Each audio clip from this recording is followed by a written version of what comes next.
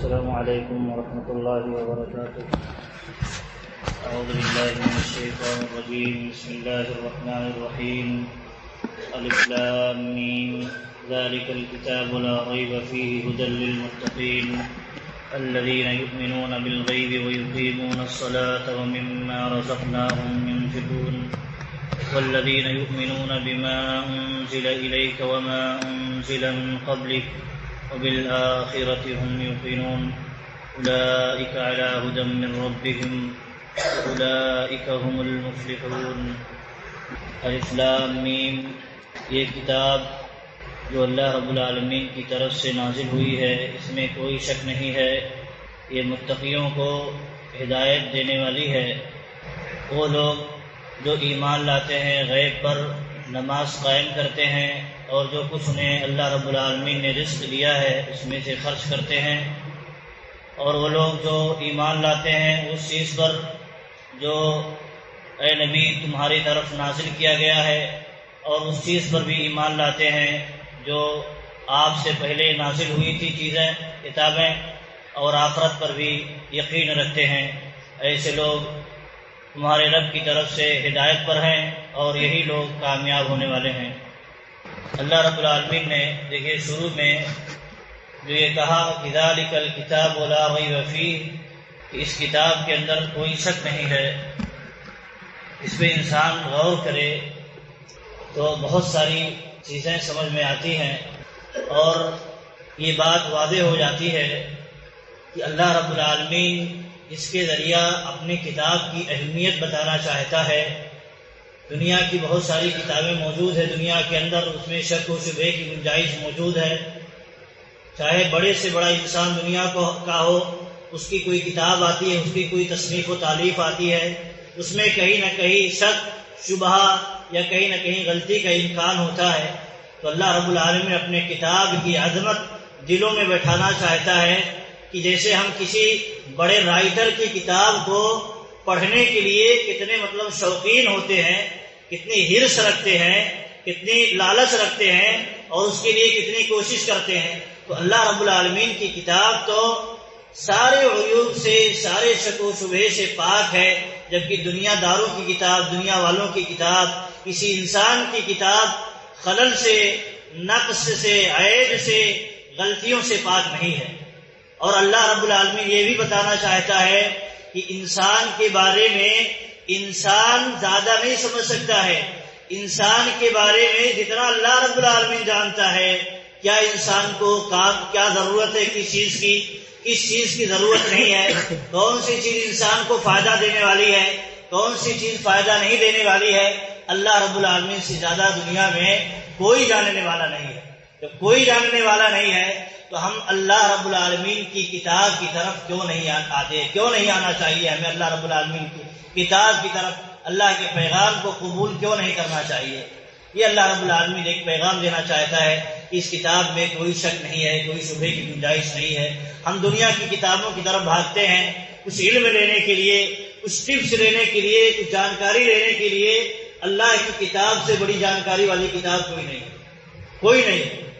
آپ وہاں کہیں پھسل سکتے ہیں، یہاں آپ نہیں پھسلیں گے، بلکہ علم و یقین کے ساتھ قائم رہیں گے۔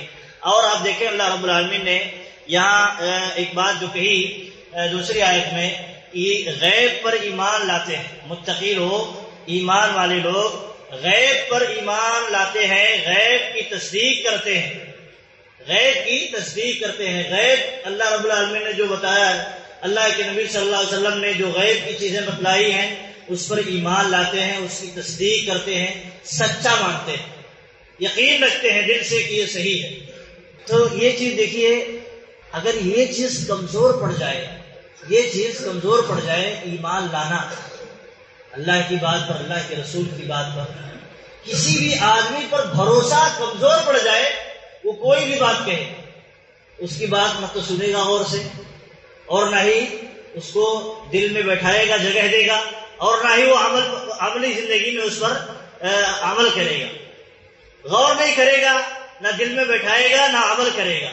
لیکن جب یہ سمجھ لے کہ یہ بات بہت اہم ہے اور اس کی بات پر بھروسہ کیا جانا چاہیے، اور بھروسہ اگر ہم نہیں کرتے تو خطرہ ہے. تو انسان دیکھیے چوکنا کتنا رہتا ہے. ابھی ہندوستان کے وزیر اعظم کا کوئی بیان آئے، کیسا بھی بیان آئے، جھوٹ فریب کسی بھی طرح سے ملمہ سازی کی گئی ہو، آپ دیکھیے کتنا غور سے انسان سنتا ہے. لیکن اللہ رب العالمین کا کلام جو آپ کو نجات دینے والا ہے، اور آپ اس کی پیروی نہیں کریں گے، اس کو غور سے نہیں سنیں گے، اس کے مطابق ایمان نہیں لائیں گے، پھسل جائیں گے، آپ جہنم میں جا سکتے ہیں. اس کے متعلق انسان کتنا لاپرواہ ہوتا ہے. اسی لیے اللہ رب العالمین نے دیکھی ایمان کی یاد دلائی ہے. غیب پر ایمان لانا یہ متقیوں کی علامت ہے. ایمان بالغیب کے بغیر انسان متقی نہ ہو سکتا ہے اور نہ ہی مومن ہو سکتا ہے. ایمان بالغیب لائے اور نماز قائم کرے، اور جو کچھ اللہ رب العالمین نے رزق دیا ہے، جو کچھ اللہ رب العالمین نے دیا ہے، اس میں سے خرچ کرے. اب ہم کسی کو کچھ پیسہ دے دیں رکھنے کے لیے، بتاؤ، اور ہم کہیں اس میں سے خرچ کر دو میرے ہی کام میں، تو اسے تکلیف ہونی چاہیے؟ نہیں تکلیف ہونی چاہیے. اللہ رب العالمین ہی نے دیا ہے. ہم جیسے کتنے لوگ ہیں جن کو اللہ رب العالمین نے نہیں دیا ہے، نہیں نوازا ہے. اور اگر ہمیں دیا ہے، کسی کو دیا ہے، تو اللہ رب العالمین خرچ کرنے کے لیے کہتا ہے اسی کے راستے میں، اور آپ ہی کے فائدے کے لیے. انسان ہی کا جو خرچ کرے گا اسی کا فائدہ، اللہ کا کوئی فائدہ نہیں. تو ہمیں اس میں تکلیف محسوس نہیں کرنی چاہیے، بلکہ خوشی سے اس کو اللہ کی راہ میں قربان کرنا چاہیے. اور آگے اللہ رب العالمین نے دیکھیے کہا وہ لوگ جو ایمان لاتے ہیں جو اے نبی آپ کی طرف نازل کیا گیا ہے، جو کچھ نازل کیا گیا ہے قرآن اور حدیث. اللہ کے نبی صلی اللہ علیہ وسلم پر دو چیزیں نازل ہوئی، قرآن نازل ہوا ہے اور حدیث نازل ہوئی ہے. اللہ رب العالمین نے قرآن اور حدیث دونوں نبی صلی اللہ علیہ وسلم پر نازل فرمائی، کیونکہ وما ينطق عن الهوى، نبی صلی اللہ علیہ وسلم اپنے خواہشات سے نہیں کچھ بولتے تھے، جو نہیں جانتے تھے خاموش ہو جایا کرتے تھے. ایک مرتبہ اللہ کے نبی صلی اللہ علیہ وسلم سے پوچھا گیا سب سے افضل ترین جگہ دنیا میں کون سی ہے؟ آپ صلی اللہ علیہ وسلم اپنی عقل سے نہیں بولنے والے تھے، اپنی خواہشات سے نہیں بولنے والے تھے. سامنے والے کو چپ کرانے کے لیے کوئی جواب نہیں کر لیا کرتے تھے، بلکہ اللہ رب العالمین کی جب تک ہدایت نہیں ہوتی تھی آپ خاموش رہتے. ہدایت ملتی تب آپ صلی اللہ علیہ وسلم لوگوں کو بتایا کرتے تھے. تو آپ صلی اللہ علیہ وسلم نے کہا کہ واللہ اعلم، ہم ہی نہیں جانتے اس کا معنی کیا ہے، نہیں یہ کون سی جگہ سب سے افضل ترین اللہ کے نزدیک، ہمیں نہیں معلوم. جبریل علیہ السلام آئے، جبریل علیہ السلام سے پوچھا، ان کو بھی نہیں معلوم تھا، کہا ہمیں نہیں معلوم، عقل نہیں چلائی. یہی ایک مومن کی ذمہ داری ہوتی ہے کہ دینی مسائل میں گفتگو نہ کرے، کیونکہ اللہ کے نزدیک کون سی چیز افضل ہے ہم نہیں جانتے. جب تک کہ اللہ نہیں بتا دے ہمیں نہیں معلوم. ہم اپنی عقل چلائیں گے تو پھسل جائیں گے. جبریل علیہ السلام اللہ رب العالمین سے جا کر کے پوچھتے ہیں، وہ آ کر کے نبی صلی اللہ علیہ وسلم کو بتاتے ہیں، پھر نبی صلی اللہ علیہ وسلم اس سائل کو بتاتے ہیں جس نے نبی صلی اللہ علیہ وسلم سے یہ سوال کیا تھا.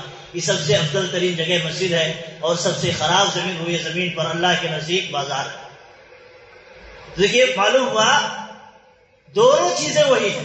یہ حدیث ہے، قرآن کی آیت نہیں ہے، یہ حدیث ہے، لیکن وہی ہے اللہ رب العالمین کی طرف سے. تو دونوں چیزیں جو کچھ نازل کیا گیا ہے اس میں دونوں چیزیں شامل ہیں. اللہ رب العالمین کی کتاب قرآن کریم اور نبی صلی اللہ علیہ وسلم کی جو صحیح احادیث ہیں وہ بھی اللہ رب العالمین کی طرف سے وہی ہیں. اور آگے فرمایا کہ اس پر ہمیں ایمان لانا ہے، ایمان لانا ہے، انکار کچھ بھی نہیں کرنا ہے. اپنی عقل میں آئے یا نہ آئے ہمیں تسلیم کرنا ہے، ماننا ہے. اللہ کی کتاب ہے، اللہ کا کلام ہے، اللہ کے رسول کا کلام ہے، ہمیں اس پر ایمان لانا چاہیے، اسے سچا ماننا چاہیے.